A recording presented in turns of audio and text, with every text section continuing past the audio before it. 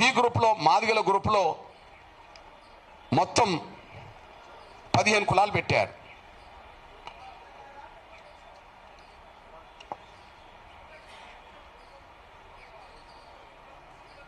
మొత్తం 15 కులాలు పెట్టారు. ఏ గ్రూప్లో మొదటి గ్రూప్లో 15 పెట్టారు, బి గ్రూప్లో 18 పెట్టారు. Group 1, 2 okay. 32,74,377 మంది ఈ గ్రూప్లో. 32,74,000 సంవత్సరం పెట్టేశారు. మొత్తం నంబర్ 3 గ్రూప్లో 17,71,682 పెట్టేశారు. ఈ లెక్క చూసుకున్నా అంటే సింగిల్ క్యాస్ట్ మాదిగ లెక్క మాల చూసుకున్నా మాకు 11 రావాలి. లేదా కొన్ని గ్రూపులు కల్పించిండు కదా, 2, 3 గ్రూపు కల్పించారు కదా, ఆ గ్రూపు కల్పించిన దాని ప్రకారం కూడా మాకు 11% రావాలి. మమ్మల్ని 9% ఎందుకు కుదించిండ్రు అనే ఒక ప్రశ్న మేము ప్రభుత్వం ముందుకు వేస్తున్నాం. ఈ విషయం వెంటనే లోపం ఉంటే సరి చేసుకొని ముందుకెళ్ళాలని కోరుతున్నాను నేను. లోపం ఉంటే సరి చేసుకొని కోరుతున్నాను నేను.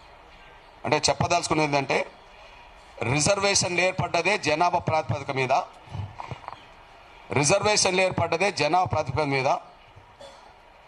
ఈ దేశంలో ఏ రాష్ట్రంలో ఉండబడే జనాభాకు అనుగుణంగానే ఆ రాష్ట్రంలో రిజర్వేషన్ల శాతం ఏర్పడ్డది. ఇప్పుడు పంపిణీ కూడా రిజర్వేషన్లను పంపిణీ కూడా జనాభా పరంగానే పంచాలి. కాబట్టి మా జనాభా నిష్పత్తి ప్రకారం మాకు రాలేదు, 2% తక్కువ వచ్చింది. దీన్ని వెంటనే సరిచేసి ముందుకెళ్ళండి. నంబర్ 1. ఇక్కడ ఇంకొక విషయం గుర్తు చేస్తున్నాను. జనాభా కాదు, వెనుకబాటుతనం ఆధారంగా కూడా రిజర్వేషన్లు ఇవ్వాలని, జనాభా కాదు వెనుకబాటుతనం ఆధారంగా కూడా రిజర్వేషన్లు ఇవ్వాలని చెప్పి కమిషన్ సిఫార్సులో ఉన్నది అనుకుంటే అది మొదటి గ్రూపుకు వర్తిస్తుంది. వాళ్ళ దాని ప్రకారం మొదటి గ్రూపుకు వర్తిస్తుంది. ఆయన చెప్పిన దాని ప్రకారం మొదటి గ్రూపులో గ్రూప్ 1 సామాజికంగా, ఆర్థికంగా మరియు విద్యాపరంగా అత్యంత వెనుకబడిన పట్టించుకోని షెడ్యూల్ కులాలను 15 కులాలుగా చేర్చి 1% ఇచ్చేశారు. దయచేసి ఇది ఇంపార్టెంట్ పాయింట్. ఇక్కడ 1% ఇవ్వడానికి జనాభాను చూడలే. ఇక్కడ 1% వీళ్ళకి ఇవ్వడానికి జనాభాను చూడలే. దయచేసి జనాభాను చూడలే. దానికి సాక్ష్యం ఏంటంటే టోటల్గా ఇక్కడ 1% ఉన్నది అన్ని కులాలు కలిస్తే 1,71,625. అంటే మొదటి గ్రూపుకు కేటాయించడానికి జనాభాను చూడలేదు. వాళ్ళ వెనుకబాటు అని చెప్పి 1% ఇవ్వడానికి 1,71,000 జనాన్ని 15 కులాలకు సంబంధించిన వాళ్ళని కలిపి 1% ఇచ్చేశారు. ఇక్కడ జనాభా నిష్పత్తి లేదు. ఇక్కడ వాళ్ళ వెనుకబాటును చూశారు. అయితే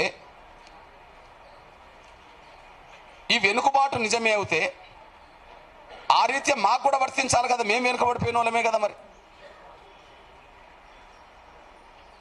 ఈ వెనుకబాటు నిజమవుతే మా వెనుకబాటు నిజమే. ఎగ్జాంపుల్, ఇప్పుడు ఈ గవర్నమెంటే మాకు 9% కేటాయించింది అనుకుందాం. ఇప్పుడు ఈ గవర్నమెంటే 9% కేటాయించింది. ఏ రంగంలో నిన్నటి వరకు 9% లేదు కదా మాకు. విద్యారంగంలో, ఉద్యోగ రంగంలో, రాజకీయ రంగంలో, ఏ రంగంలో మా షేర్ 9% రాలేదు కదా. 4, 5, 3% వచ్చింది అనుకో, మేము వెనుకబడ్డట్టే కదా. మొదటి గ్రూపు వెనుకబడ్డదని చెప్పి 1,71,000కు ఒక 1% ఇచ్చినప్పుడు ఆ నిష్పత్తిలో మేము కూడా నష్టపోయిన వర్గమే కదా. పోనీ 1,71,000 కాదు, దాన్ని డబుల్ చేసి 3,40,000 అని ఇవ్వాలి కదా. దాన్ని డబుల్ చేసి 3,40,000 ఇవ్వాలి కదా. 3,40,000 ఇచ్చినా మాకు 11% వస్తుంది. మొదటి గ్రూపుకు అన్ని రకాలుగా వెనుకబాటాన్ని మీరు గుర్తించి జనాభా లేకపోయినా 2 లక్షల లోపాలకు 1% ఇచ్చారు. ఓకే, మేము జనాభా ఉన్నాం, మీరు దాని ప్రకారం ఇవ్వలే. మా వెనుకబాటు ఉన్నది, కమిషన్ నివేదికలు సాక్ష్యం. 10% ఉండి 5% పొందడం అంటే 5% మేము కోల్పోయిన వాళ్ళం కదా, నష్టపోయిన వాళ్ళమే కదా. మరి మా వెనుకబాటును చూస్తే వాళ్ళకు 1,71,000కు ఒక 1% ఇచ్చిన మాకు 3 లక్షలకి ఇవ్వండి, 3,40,000కి ఇవ్వండి, మాకు 11% వస్తుంది. జనాభా చూసినా మా వెనుకబాటు చూసినా మా 11% మాకు వస్తుంది. నంబర్ 3, ఇక్కడ కమిషన్ ఏదో రకంగా